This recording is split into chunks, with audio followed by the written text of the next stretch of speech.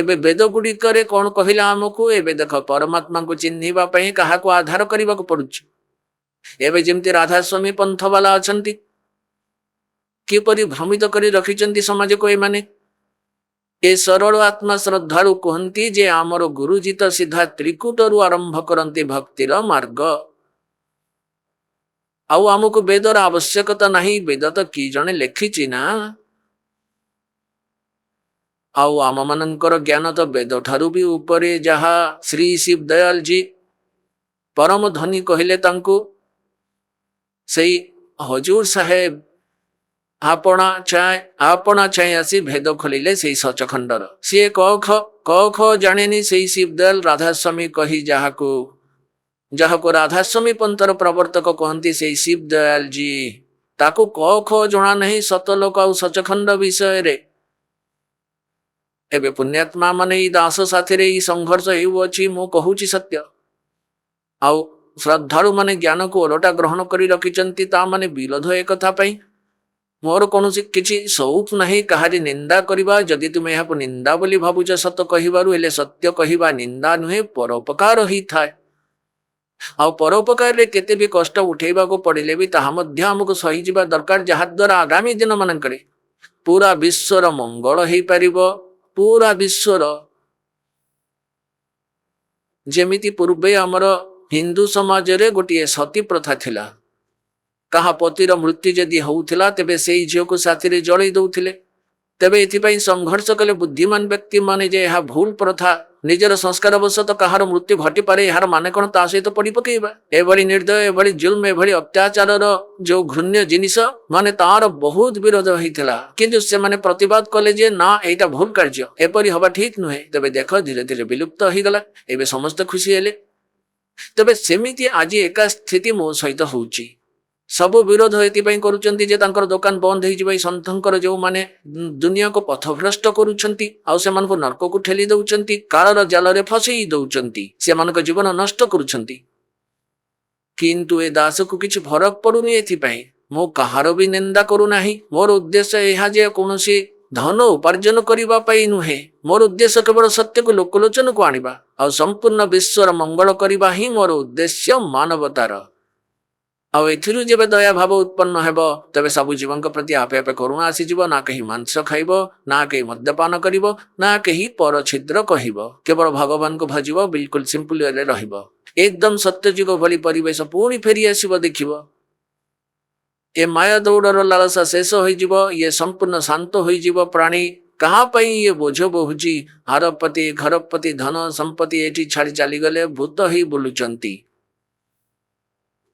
तबे मु सर्वप्रथमे आपण को वेद सहित परिचित करेबी जे सेई परमात्मा सेई परमेश्वर संबंध रे वेद कौन कहूची जदि वेद रे लेखा जाइथिबो ताहा होची फाइनल। आउ जो माने कथा कहंती जे आमे वेद को मानु ना हो ताहले तांको सहित चर्चा करिबाटा ही व्यर्थ। पुणी तांको मने विसंथ भाषा रे जे आउ गोटे सूक्ष्म वेद अछि जहाकु से सत्य मानंती कबीर जींक बाणी को आदरणीय परम पूज्य कबीर परमेश्वर जींकर बाणी को आदरणीय नानक साहेब जींकर बाणी को ये सत्य मानंती आउ से महापुरुष माने परमात्मा को पाइछंती कबीर जी को तांको बाणी रे बिल्कुल सत्य लिखा जाइछि किंतु एमाने अर्थ को ओलटै दैछंती जे परि वेदर अर्थ ओलटै देले गीता जींकर अर्थ को पूरा ओलटै देले एमिति भी भ्रमर अछंती। एमान को मते ठीक करिबा को हबो। एबे वेद कोन कहे सेई प्रभुंक विषय रे आपण को देखौची ऋग्वेद आउ से परमात्मा किए से किपरि लीला करंती देखिबा। ऋग्वेद प्रकाशक हेले सर्वदेशिक आर्य प्रतिनिधि सभा महर्षि दयानंद भवन रामलीला मैदान नई दिल्ली रु आउ एठारे देखिबे मुद्रक हेले prince offset printer 1510 Pataudi house Daryaganj नई दिल्ली रु सेतिरे आपन को देखौची ऋग्वेद मंडल नंबर 9 आउ सूक्त नंबर 86 86 तार मंत्र 26 रे यज्ञ करिबा वाला जजमानंक पाई परमात्मा एहर अर्थ है जजमान धार्मिक अनुष्ठान करिबा व्यक्ति जजमान माने धार्मिक अनुष्ठान करुथिबा व्यक्ति जजमान माने भक्तंक पाई परमात्मा अर्थात जे धार्मिक अनुष्ठान करती और तांको पई परमात्मा समस्त पथ सुगम करी तांकर विघ्न को सबू माने सेमानक संकट को नष्ट कर दियंती मर्दन करती आउ तांको पवित्र करई निज रूप को सरल करी भगवान साकार ही निज रूप को सरल आकार युक्त करी सेई कांतिमान परमात्मा एबे से यह लिखिदेले कबीर अर्थ सर्वज्ञ करदेले। यही देख उपरे अच्छी कबीरत्व आमे तंकु कबीर कहूचु कबीर कबीर से यह को एपरी लिखिदेले उपसर्ग लगई देले एबे एबे आमे तंकु कबीर कहू बा कवि ही कहू जेमिति पुनर्जन्म को पुनः कुह पुनर्कुह पुनर्जन्म कुह कबीर से यार अर्थ सर्वज्ञ करदेले। यह लिखा थिला से कबीर देव कबीर परमेश्वर जेपरी यजुर्वेद विषय आपन को देखौची जेपरी यजुर्वेद अच्छी यजुर्वेद आउ ताहार यजु लिखिकरी अपसर्ग लगई देले आउ कोठी तार महिमार वर्णना हो कौन सी मंत्र रे आउ एठी तो पूरा यजुर अर्थ यजुर्वेद करवा दरकार ताहा ठीक ताहार अर्थ कर दिए यजुर जे यजु माने पूज्य पूजनीय पूजार स्तोत्र समूह तबे आमे यजुर्वेद को किपरि खोजिबा पुणी एबे देखिबे यार प्रमाण यही वेदर ठिकादार माने करिथिबा रचना रे ही देखौछंती ये यजुर्वेद आउ यह को महर्षि दयानंद सरस्वती यार अनुवादक अटंती एबे देखौची प्रकाशक हेले सर्वदेशिक आर्य प्रतिनिधि सभा 2/5 महर्षि दयानंद भवन रामलीला मैदान नई दिल्ली में प्रकाशित होईची आउ महर्षि दयानंद आर्य समाज प्रवर्तक अनुवाद जहां द्वारा अनुवादित ये एठारे ही छपा जाइची आ मुद्रक हेले prince offset printers 1510 Pataudi house Daryaganj नई दिल्ली रु यार 36तम अध्यायर प्रथम मंत्र यह जे यजुर्वेद भाषा भाष्य ये हूँ षटत्रियोश माने 36तम अध्याय है आउ तार ए प्रथम मंत्र एतरे कौन लिखिले रेचम बचम प्रपधे मन यजु प्रपधे ये यजु शब्द अटे यार दुईटी अपसर्ग लगे आउ यह एपरी लिखिदेले ए देख एपरी एबे यह को चलो एठारे देखू जे एठारे अनुवाद जहा कले से यजुर एठारे अनुवाद कले सी अनुवाद रे से बिल्कुल ठीक लिखिले यजुर अर्थ लिखिदेले यजुर्वेद ये बिल्कुल ठीक करदेले हाँ जदि एठारे यजुर्वेद न लिखिकी यहाँ लिखिदब जे यजु माने पूजार स्तोत्र कहीं जो यजु शब्द अच्छी पूजार संबंधित अच्छी कौन सी शब्दर किसी अर्थ भी थाए तबे एठारे यजुर्वेद न लिखिले यजु को केमिति चिन्हिबे जे कहार महिमा अच्छी ये ठीक से ही भली से ठारे करिबार थिला जेउठारे कले नाही। एबे आमे पुणी आसीबा ऋग्वेद को जेउठारे से कबीर अर्थ को कवि करदेला सर्वज्ञ करदेला आउ प्रथमतः कौन भी कवि सर्वज्ञ होई ना पारे कविर अर्थ होची काव्य कर लिखि पारि थांते कौन असुविधा नथिला किंतु आमे तथापि चिन्हि नहीं पारुची सत्य को ये कबीर अर्थ सर्वज्ञ करी प्रकृत भूल करदेले कौन भी कवि सर्वज्ञ हो पारे एठार अर्थ लिखिबार थिला से कबीर देव बोली सेई परमात्मा जहांक विषय रे ये गुणगान करी चली वेद जहांक महिमा जनाऊची सेई कबीर देव कबीर साहेब कबीर प्रभु अटंती देव कुह भगवान कुह परमेश्वर कुह। एबे देखिबे ये सेई ऋग्वेद मु यजुर्वेद रखीदेली ऋग्वेद उठे नेली जहाँ को पूर्व आपन को देखी ताहा केउठारु प्रकाशित ये सेई ठारु प्रकाशित होईची सर्वदेशिक आर्य प्रतिनिधि सभा महर्षि दयानंद भवन रामलीला मैदान नई दिल्ली रु। एबे यहाकु मु ऋग्वेद मंडल नंबर सूक्त नंबर 86 26 मंत्र ठारे पढ़िबी एथिरे कबीर शब्द अछि एथिरे से भूल भाल करि देइची यज्ञ करिबा वाला यजमानଙ୍କ ପାଇଁ ମାନେ ଭକ୍ତଙ୍କ ପାଇଁ ଯେଉଁ ଧାର୍ମିକ ଅନୁଷ୍ଠାନ କରନ୍ତି ସେଇ ଭକ୍ତଙ୍କ ପାଇଁ ଯଜ୍ଞ ମାନେ ଧାର୍ମିକ ଅନୁଷ୍ଠାନ। ପରମାତ୍ମା ସବୁ ରାସ୍ତା ଗୁଡ଼ିକୁ ସୁଗମ କରେଇ ତାଙ୍କର ବିଘ୍ନକୁ ସଂକଟକୁ ନାଶ କରନ୍ତି ଆଉ ତାଙ୍କୁ ପବିତ୍ର କରନ୍ତି ମାନେ ସମସ୍ତ ଅମଙ୍ଗଳକୁ ଦୂର କରନ୍ତି ଆଉ ନିଜ ରୂପକୁ ସିଏ ସରଳ କରନ୍ତି ତେଜ ପୁଞ୍ଜ ଅନ୍ୟ ଦେହ ଧରକେ ସାମାନ୍ୟ କରନ୍ତି ଆଉ ସେଇ ପରମାତ୍ମା ସେ କାନ୍ତିମୟ। ଏଠାରେ ଲେଖିବାର ଥିଲା ସେଇ କବୀର ଦେବ କବୀର ସାହେବ କବୀର ଭଗବାନ ବିଜୁଳିର ସମ ଖେଳୁଥିବା ଅବସ୍ଥାରେ ଏବଂ ବରଣୀୟ ପୁରୁଷଙ୍କୁ ଅର୍ଥ ସୁନ୍ଦର ଆତ୍ମାକୁ ପ୍ରାପ୍ତ ହୁଅନ୍ତି ସେଠାରୁ ଚାଲିକରି ଆସି ଏଠାରେ ଦେଖ ଏବେ 27 ମନ୍ତ୍ରରେ ଋଗ୍ବେଦ ମଣ୍ଡଳ ନମ୍ବର 9 ସୂକ୍ତ 86 ମନ୍ତ୍ର 27 ପଢୁଛନ୍ତି 26 ପଢିନେଲେ। ଏବେ ଏଥିରେ କଣ ଲେଖା ଅଛି? ଯେଉଁ ପରମାତ୍ମା ପ୍ରକାଶ ପୁଞ୍ଜ ପରମାତ୍ମାଙ୍କୁ ରଚିତ ବୁଦ୍ଧି ସଂସ୍କାରିତ କରେ, ଯେଉଁ ପରମାତ୍ମା ଧୂ ଲୋକରେ ତୃତୀୟ ସ୍ଥାନରେ ଉପରେ ବିରାଜମାନ ଅଛନ୍ତି ସେଠାରେ ରୁହନ୍ତି। ଧୂ ଲୋକର ତୃତୀୟ ସ୍ଥାନରେ ତୃତୀୟ ଭାଗର ଉପରେ ରହୁଛନ୍ତି ସେ ମାନେ ଗୋଟିଏ ସ୍ଥାନରେ ରୁହନ୍ତି ଆଉ ସେଠାରୁ ପୁଣି ଦେଖିବା ଏବେ ପୁଣି ଆମେ ଦେଖିବା ଏବେ ଋଗ୍ବେଦ ମଣ୍ଡଳ ନମ୍ବର 9 ସୂକ୍ତ 82 ଏହା ଦେଖିବେ। ଋଗ୍ବେଦ ମଣ୍ଡଳ 9 ସୂକ୍ତ 82 ଆଉ ମନ୍ତ୍ର ନମ୍ବର 1 82 ମନ୍ତ୍ର ନମ୍ବର 1 ଅଟେ। ସର୍ବ ଉତ୍ପାଦକ ପ୍ରଭୁ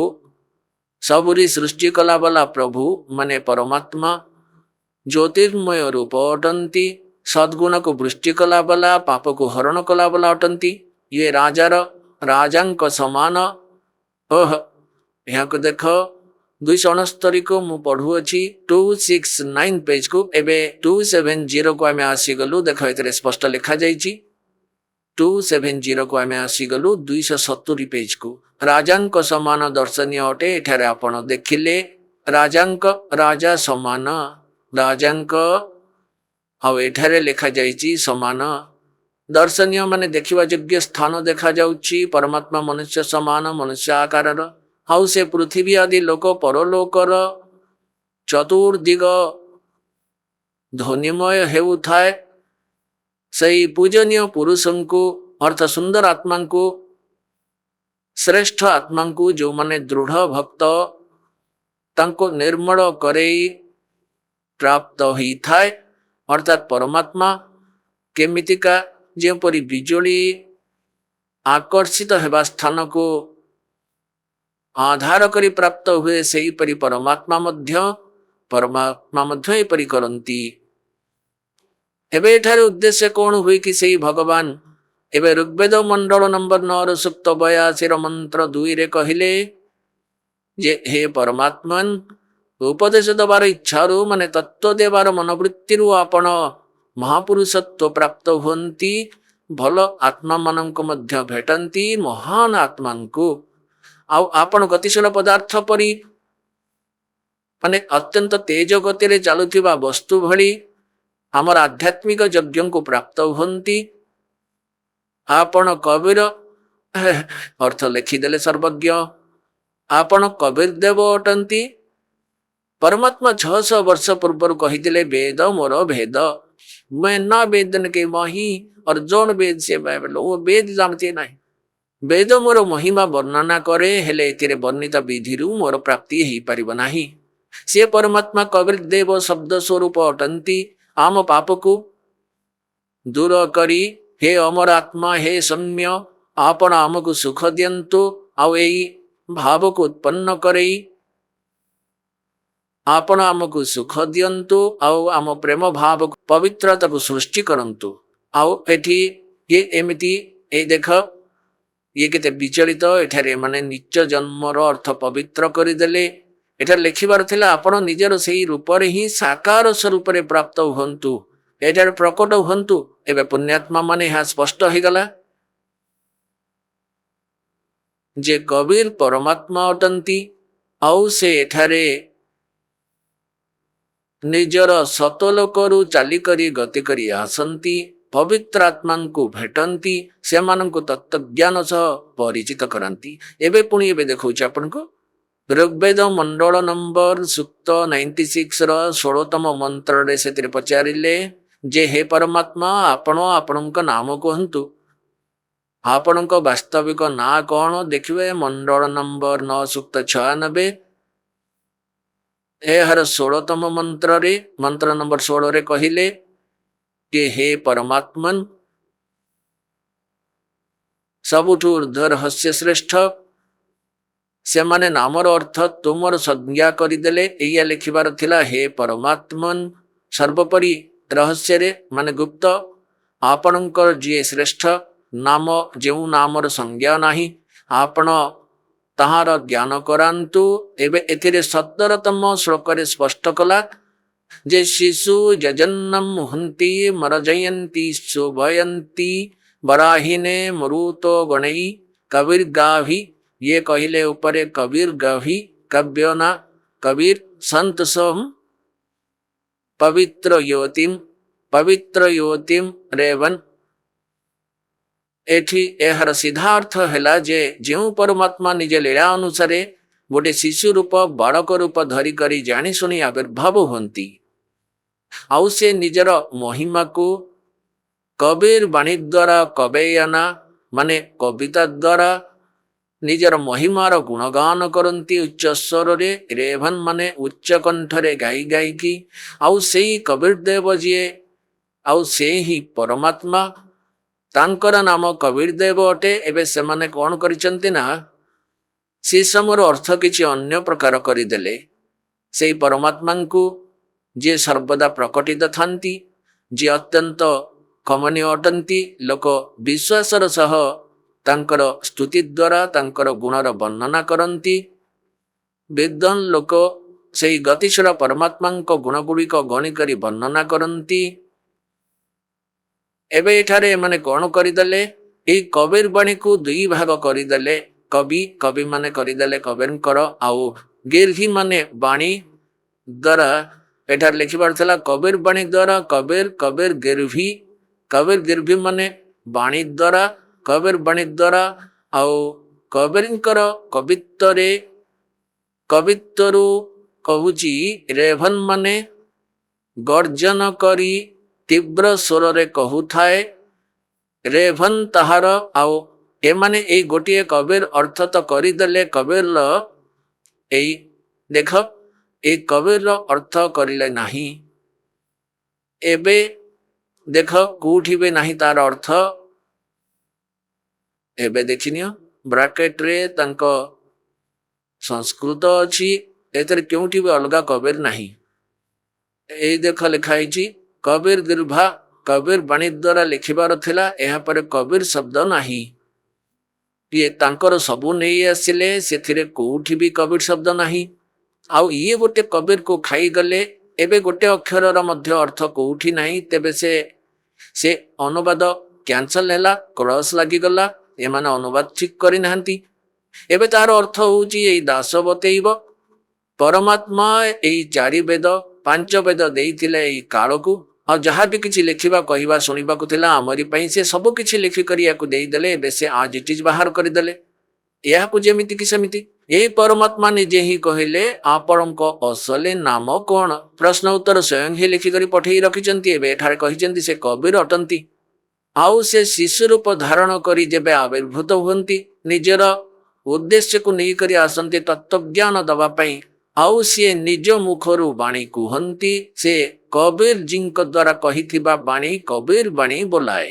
यही कबीर बाणी द्वारा कवित्वरु माने कवितार माध्यम रे लोक भक्ति माध्यम रे निजर सत्य ज्ञान को उच्चारण करती कहती से परमात्मा अटंती कबीर देव कबीर संत सोम से ऋषि किंबा संथ रूप रे प्रकट होती आउ से कवि मानक भली आचरण करती से ही हेले परमात्मा। एबे देख ये कहती भगवान निराकार आउ वेदर ठिकादार हेउछंती आउ वेद भगवान को साकार बोली कहती। एबे आपन को देखौची यही ऋग्वेद मंडल नंबर 9 यहाँ पर नवा ऋग्वेद मंडल 9 सूक्त 94 मंत्र 1 रे यही देख बिल्कुल ये अच्छी एटा देखिए किए से ऋग्वेद अटे ऋग्वेद मंडल नंबर 9 आउ सूक्त 94 आउ एहर प्रथम मंत्र है यही वाला एतरे कौन लिखिचंती आमर जहाँ दरकार अच्छी ताको पढ़िबा आमे सूर्यंक विषय रे जेपरि किरण प्रकाशित करती सेहीपरि मनुष्यर बुद्धि बुद्धि शक्तिर विकास कराई थाए आमे यहाँ देखिबा जे एक ही देखिबे जे सेही परमात्मा जो परमात्मांकर सर्वोपरि बलवान परि शुभ बल अच्छी सेही परमात्मा कर्मर अध्यक्ष होकर सभी को निर्मल करती आउ कवि मानक परि आचरण करी सर्वद्रष्टा पद पाई इंद्रिय मानक अधिकरण मन समान ये निजर बेकार गप करती एठी से कवि मानक भली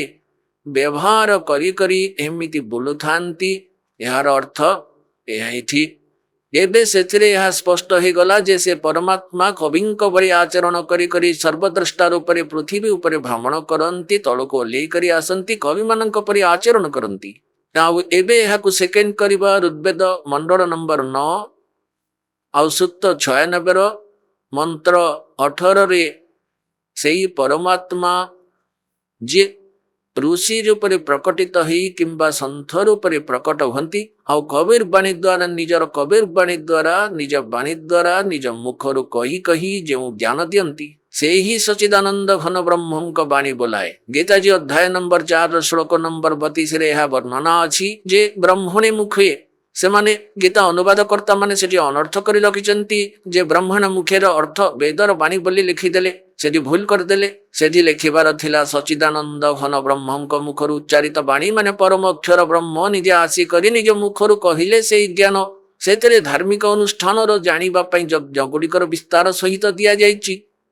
आउ ताहा होछि तत्वज्ञान गीताजी अध्याय नंबर 4 श्लोक 34 रे कहिले जे सेही तत्वज्ञान को कोनोसी तत्वदर्शी सन्थ ही कहिबे गीता ज्ञान दाता मध्य अनभिज्ञ अटंती तेबे एठारे यह कहिले जे सी परमात्मा निज मुखरु कहंती वाणी कबीर वाणी आउ जो कारण से विख्यात कवि मानकर मध्य उपाधि प्राप्त करती आउ ऋग्वेद मंडल नंबर सूक्त 94 मंत्र 1 स्पष्ट करुची जे सी परमात्मा सर्वसत्यमान अटंती आउ एठारे पृथ्वी को आसी करी जने कविंक परि आचरण करती से माने अनुवाद को अनर्थ करी रखिचंती तथापि सत्य लुचि पारिला नाही कहीं ना ये भगवान को निराकार मानुले जदि वेद रे 10-20 मंत्र था तेबे ये विकृत आहुरी करते ना बुझी पारती से तो बांधिकी रखिंट एते ज्ञान भरिकी रखिंट जे माने एमाने चेष्टा भी करिसेंती लुचेइबा पाई अनेक अर्थ को अनर्थ करिसेंती तथापि सत लुचेई रखि पारिलेनी परमात्मा सेमानक दुर्बुद्धि उपर परदा पकई देले जेबे से वेद को अनुवाद करागला तांकर मने भी पड़िलानी जे दयानंद को कहूतिले जे से तो निराकार आ वेदरे साकार लिखेले आउ ये अनुवाद निजे करूछंती आ पुणी डेंगुरा पिटिले भगवान निराकार रामपाल बिच कहूची एमाने कहूचंती रामपाल को संस्कृत पढ़ी आसेनी से कौन जानिबो वेद को से तो महर्षि थिला दयानंद बड़ विद्वान थिला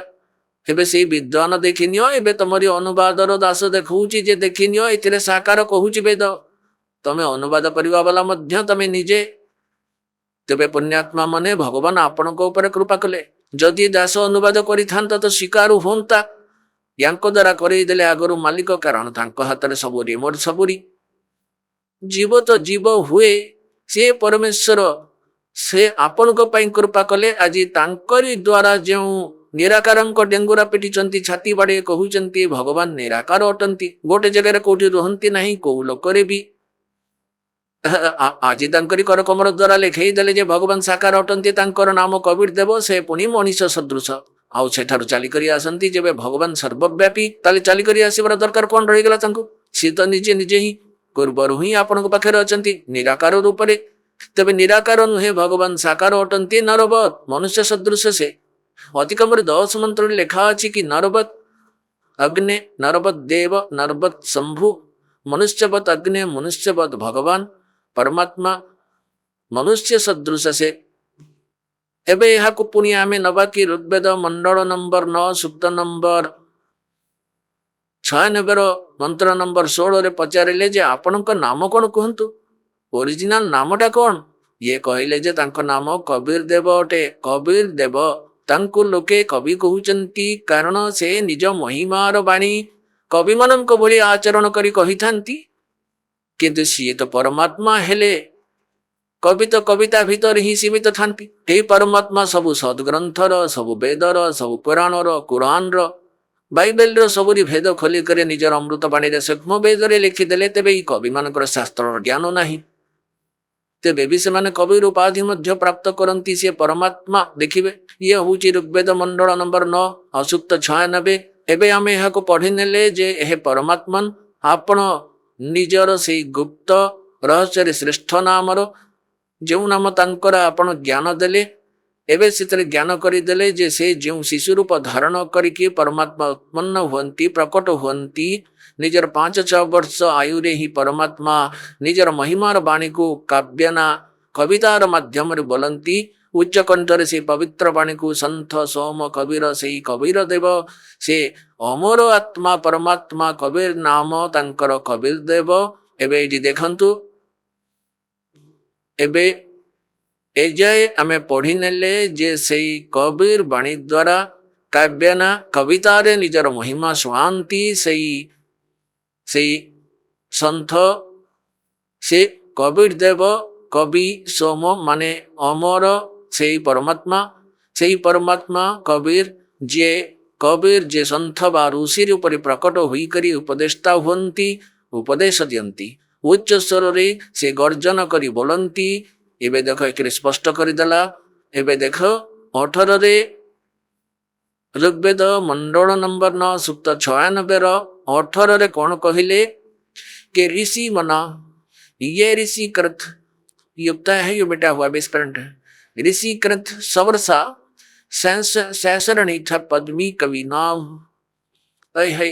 कह जाए से परमात्मा जीवे ऋषि बा संत रूप प्रकट हुंती से ऋषिकृत माने ऋषि कह ब्राह्मण कह संत कह से संत रूप माने ऋषि रूप प्रकट परमात्मा द्वारा ऋषिकृत आउ ऋषि मना साधु स्वभाव भक्तों सवर्षा माने आनंददायक तांकर बाणी से असंख्य बाणी बोलंती हजार हजार बाणी बोलंती सहस्र गीतिका हजार हजार बाणी और से कवि नाम पदवी से प्रसिद्ध कवि मानक उपाधि मध्य प्राप्त करंती। यही कारण कहीं से निजर महिमार बाणी को काव्यना कविता माध्यम उच्चारण करती घर जीवा भली बोलती उच्च कंठरे गर्जंती चारों युग में संत पुकारे कूक कहा हम हेल रे परमात्मा कहती जे मु रही रही करी कहूची चारी जुगरे और हीरे मोती बाणिक वर्षा ये जंतुरता ढेल रे तबे कहती से गरजता हुआ भगवान मध्य कहती जे मु एमिति ही कहे जे वेद बतौछंती ऋषि मना ये ऋषि कृत सवर्षा यार अर्थ स्वर्ग हो गला भाई बहुत बड़ा आनंद अनुभव हैला आउ हजार कविता हजार बाणी कहूची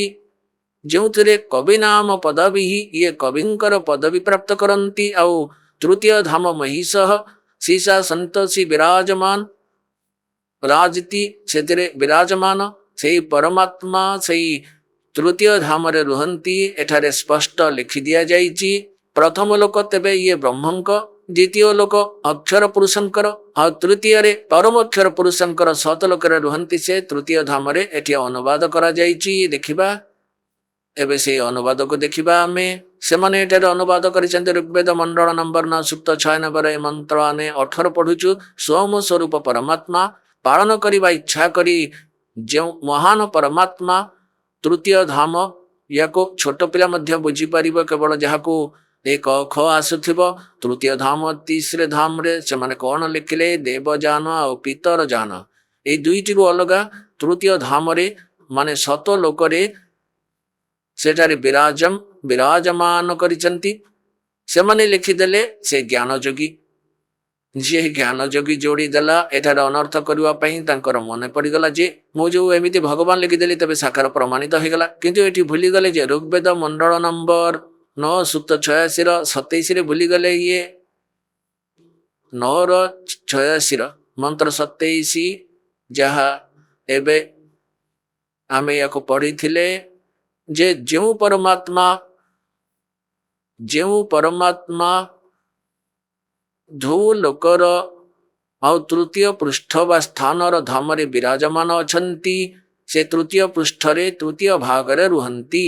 ଏଠି ତ ତାଙ୍କର ମନେ ପଡ଼ିଲାନି, ଜ୍ଞାନୀ ଯୋଗୀ ଭୁଲିଗଲେ ଲେଖିବା। ଆଉ ଏଠାରେ ସିଏ ପୁଣି ଏବେ ବୁଝିପାରିଲା, କାଳ ପ୍ରେରଣା ଦେଲା, ତୁ କଣ ସବୁ ଗଡ଼ବଡ଼ କରୁଛି ସେଠି ଅନର୍ଥ କର। ଏବେ କାଳର ପ୍ରେରଣା ପାଇ ସିଏ ଏଠାରେ କଣ ସବୁ ଜୁଲୁମ କଲା ଦେଖ। ଋଗ୍ବେଦ ମଣ୍ଡଳ ନମ୍ବର 9 ସୂକ୍ତ 96 ମନ୍ତ୍ର 18କୁ ପଢୁଛେ। ସୌମ୍ୟ ସ୍ୱରୂପ ପରମାତ୍ମା ମାନେ ଅମର ପରମାତ୍ମା ପାଳନ କରିବା ଇଚ୍ଛା ରଖି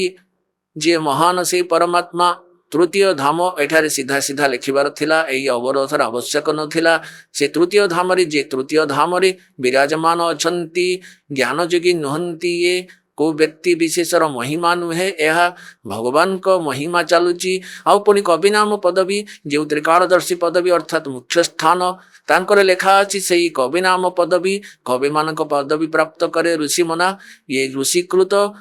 ଋଷି ସବୁ ଜ୍ଞାନର ଦାତା, ଏହା ଲେଖିବାର ଥିଲା ସେଇ ଋଷିକୃତ। ଏଇ ଦେଖ ଏଠାରେ ଅଛି ଏଇ ମୂଳ ସଂସ୍କୃତ, ଏହାର ମୂଳ ପାଠ ହଉଛି ଋଷିମନା। ଏହା ଋଷିକୃତ ଇଏ ତ ଅଛି, ଏଠାରେ କଟା ହେଇଛି ଠିକ ଲେଖିଲା ଏଠି ଋଷିକୃତମ ମାନେ ସେଇ ଋଷିଙ୍କ ଦ୍ୱାରା ବନା ଯାଇଥିବା। ଯେମିତି ଏଇ ଦେଖ ସିଏ ଏଠି ଲେଖିଛନ୍ତି ମହର୍ଷି ଦୟାନନ୍ଦ କୃତ। ସେଥିରେ ଦେଖିବା ଏବେ ଏଇ ଦେଖ ଏହାର କଣ ଅର୍ଥ ହେଲା କୃତିର। ମହର୍ଷି ଦୟାନନ୍ଦ ସରସ୍ୱତୀ କୃତ ଅର୍ଥାତ୍ ତାଙ୍କ ଦ୍ୱାରା କରାଗଲା। ତ ଏଇଭଳି ଏଠାରେ ଆମେ ଦେଖିବା